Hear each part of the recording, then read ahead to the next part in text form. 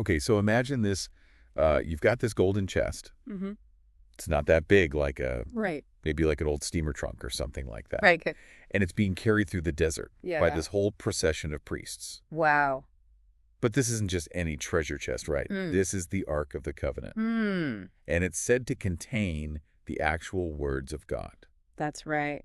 So that's what we're going to be diving into today. That's amazing. It's your deep dive into the Ark of the Covenant. I love it. You sent us this really fascinating lecture from Dr. Dylan Johnson. Oh, yeah. And it really just got us thinking, Yeah. what happened to this thing? It really is one of history's biggest mysteries, I think. Yeah. I mean, you're talking about an object that was Yeah. central to like a whole civilization's faith, Yeah. and then it just vanishes. Yeah, and Dr. Johnson does such a good job of laying out the whole story He does. from the creation of it on Mount Sinai to its eventual disappearance. So before we kind of get into the real nitty-gritty, Yeah. let's make sure we're all on the same page here. Yeah, let's do it. This isn't Noah's Ark, right? No, definitely not. This is a Noah's Ark is a totally different story. totally different thing. And it's even a different word in the original Hebrew.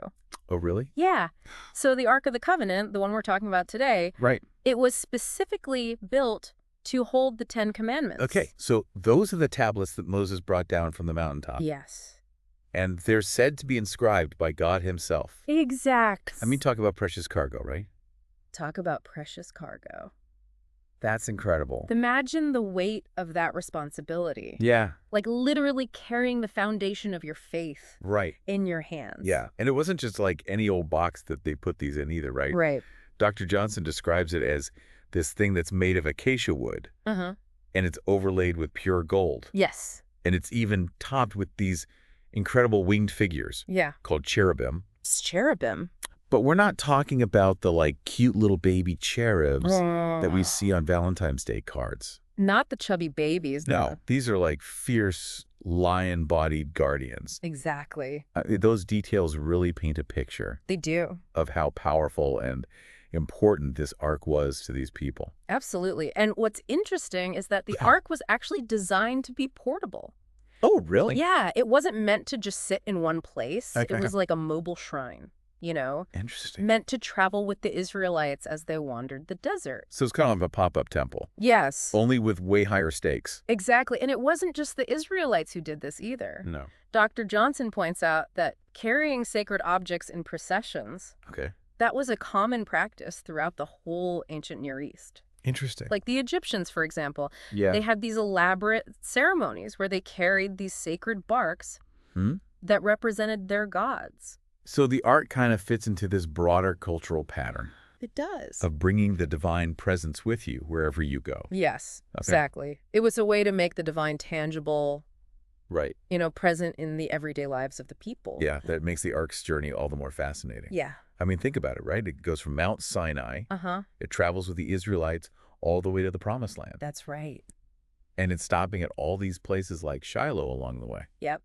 And Shiloh is a site that's been confirmed archaeologically. See, that's what's so cool about Dr. Johnson's lecture, Yeah. is he brings in those archaeological findings He does. to really ground this story in reality.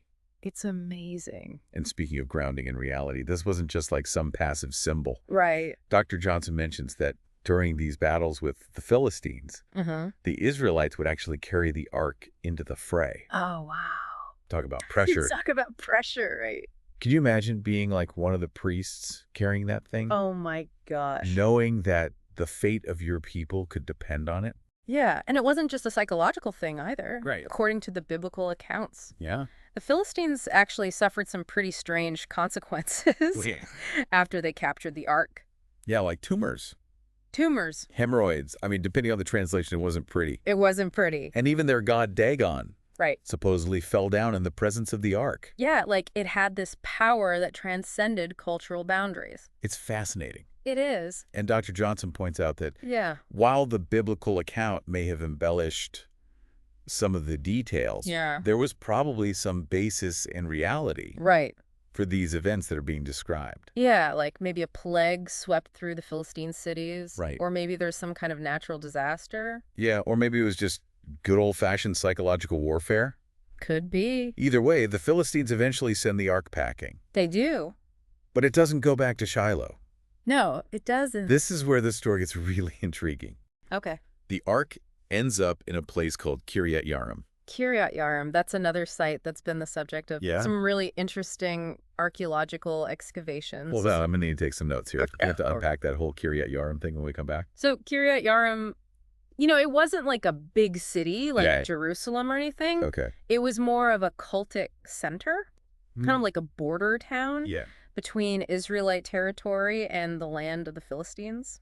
So the Ark is basically in this no man's land Exactly. for a while. Yeah, and the excavations at Kiryat Yarim are really fascinating. Really? Archaeologists are finding evidence of religious structures Wow. that date back to the time that the Ark would have been there. So it's not just biblical stories. Right. There's real physical evidence true. that supports the Ark being in these locations. It really lends credence to the idea Yeah. that the Ark was a real object Okay. that played a significant role in early Israelite history. Okay. But the Ark doesn't stay in Kiryat Yarim forever. No, you're right. It eventually makes its way to Jerusalem. The Ark's journey ultimately ends in Jerusalem. But remember, Jerusalem wasn't always the city for the Israelites. Yeah. It was King David who conquered it and made it his capital. And he decided to bring the Ark there. He did? What made him do that? Well, think about it. David was a brilliant strategist. Yeah. Bringing the Ark, Right. the ultimate symbol of God's favor and power, Uh-huh. to his new capital, that was a power move. Oh, yeah. Plain and simple. So he's not just uniting the tribes. Right. He's uniting their faith Exactly. under his rule. Under his rule. Very clever. And then, of course, David's son, Solomon. Yeah. He built the first temple, this magnificent structure, Mm-hmm. and the Ark became its centerpiece. The Holy of Holies, the most sacred space in the entire temple. Yes. So the Ark finally reached its final destination. I could say that. But access to it was still extremely limited. Extremely limited. Only the high priest could enter the Holy of Holies. That's right. And even he could only go in once a year, Once a year, on the Day of Atonement. on the Day of Atonement. Okay, hold on. Yeah. I feel like we need to break that down a bit. Okay. What exactly was the Day of Atonement? It was the most important day in the Jewish calendar. Okay. A day of fasting, repentance, and purification. Hmm. The high priest would perform this whole series of rituals Yeah. to atone for the sins of the entire nation. And he would go into the Holy of Holies where the Ark was kept Yes, as part of these rituals? exactly. The belief was that the Ark, as the dwelling place of God's presence, Yeah. was so sacred that even a glimpse of it could be fatal. Really? So only on the Day of Atonement, after these elaborate purification rituals, Okay. could the high priest safely enter that space. So the Ark was surrounded by this intense aura of power and danger, Absolutely. even after being installed in the temple. And then after all that, The story gets even weirder. Okay. The Ark is barely mentioned for centuries. Wait, what? It's like it vanishes from the narrative. 500 years? Yeah, for almost 500 years. What happened? That's one of the biggest mysteries surrounding the Ark. Yeah. We just don't know for sure. Wow. There's this long silence in the historical record, Uh-huh. and then boom, the Babylonians destroy the temple in 586 BCE. And the Ark is just gone? Well, that's the strange part. Yeah. There's no mention of Nebuchadnezzar, the Babylonian king, taking the Ark. Hmm. He looted the temple, took all the treasures. Yeah. But the Ark is conspicuously absent from the list. So maybe it disappeared before the destruction? That's one possibility. Okay. And even the prophet Jeremiah, who was writing around this time, Right. he mentions the Ark, Yeah. but he says it's no longer necessary. What does that even mean? Right. Did it lose its importance? A good question. Did something happen to it? Some scholars think this suggests that the Ark had already disappeared. Or had been hidden away. Right. It's as though Jeremiah is reassuring the people Yeah. that even without the physical Ark, Mm-hmm. God's presence remains. Okay, but still, where did it go? Right. It just vanishes into thin air? That's the million-dollar question. And Yeah. there are plenty of theories out there. I bet. Some believe it was hidden by priests before the Babylonians arrived, Okay. perhaps in some secret chamber beneath the temple. Yeah. Others say it was stolen, maybe taken to a far-off land. Right, I've even heard theories about it being destroyed during religious reforms. Exactly. There's no shortage of speculation. Yeah. And that brings us to another intriguing piece of the puzzle. Okay. The claims that the Ark actually ended up in Ethiopia. Wait, Ethiopia. Ethiopia. How did it get there? Now that's a story I want to hear. Okay, so we've got this incredible artifact. Right. It's shrouded in mystery. Uh-huh. It's lost for centuries. Yeah. And now you're telling me it might be in Ethiopia. I am. How did that even happen? Well, it's a fascinating story. Yeah. But it's important to understand the context. Right. This Ethiopian claim emerges much later in history, Right. sometime in the 14th century. And it's based on a reinterpretation of the biblical story about the Queen of Sheba Oh, yeah. visiting King Solomon. I remember that story. Yeah, She was impressed by his wisdom and his wealth. exactly. But what does that have to do with the Ark? Well, in the Ethiopian version of the story, Okay. the Queen of Sheba and King Solomon have a son Mm-hmm. named Menelik. Okay. And according to their tradition, Yeah. Menelik eventually returns to Ethiopia, Okay. but not before taking the Ark of the Covenant with him.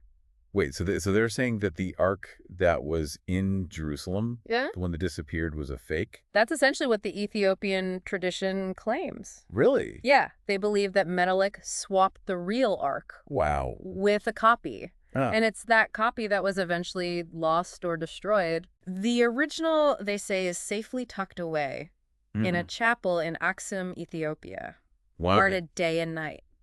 That's quite a story. It is.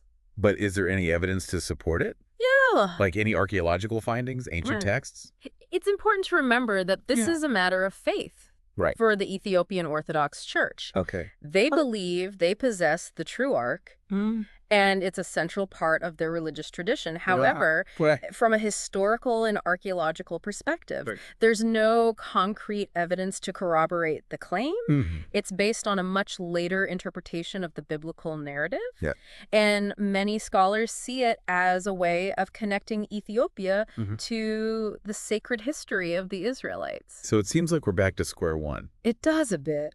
The mystery of the Ark's disappearance remains unsolved. It does. But even if we never find it, Yeah, its story has had such a lasting impact. it had. I mean, think about all the books, the movies, The movies, even the video games that have been inspired by this thing. absolutely, you're absolutely right. Yeah. The Ark has become this enduring symbol of mystery power Yeah. and the human desire to connect with the divine. Right. It speaks to our fascination with the unknown, Huh. with lost civilizations, Right. and the possibility that some secrets are simply beyond our grasp. It's like Dr. Johnson said in his lecture. Yeah, Our fascination with the Ark is similar to the medieval obsession with relics. it is. It's that same yearning to touch something sacred, Right. to connect with a tangible piece of history, Yeah. even if it's shrouded in legend. And in a way, the Ark's elusiveness Yeah. only adds to its allure. I agree. It allows us to project our own hopes, Yeah, our own fears, our own interpretations onto it. it's true. What does the Ark represent to you? What do you think happened to it? Right. Those questions are just as fascinating Yeah. as any potential answers that we might uncover. It's true. The story of the Ark continues to unfold in our imaginations, It does. long after the physical Ark has vanished. Absolutely. And who knows, maybe one day, Yeah. someone will stumble upon a clue Right. that finally unlocks this whole mystery That would be amazing. of where it went. Until then, Yeah. the Ark of the Covenant will continue to captivate and intrigue us. Well said. It's a reminder that some mysteries are meant to endure, inspiring us to keep searching, keep questioning, Yeah. and keep that sense of wonder alive. Well, if this deep dive into the history and mystery of the Ark of the Covenant has sparked your curiosity, be sure to check out the show notes for links to further reading and resources, and of course, subscribe to the Deep Dive so you don't miss our next fascinating journey into the depths of knowledge. Until then, keep exploring.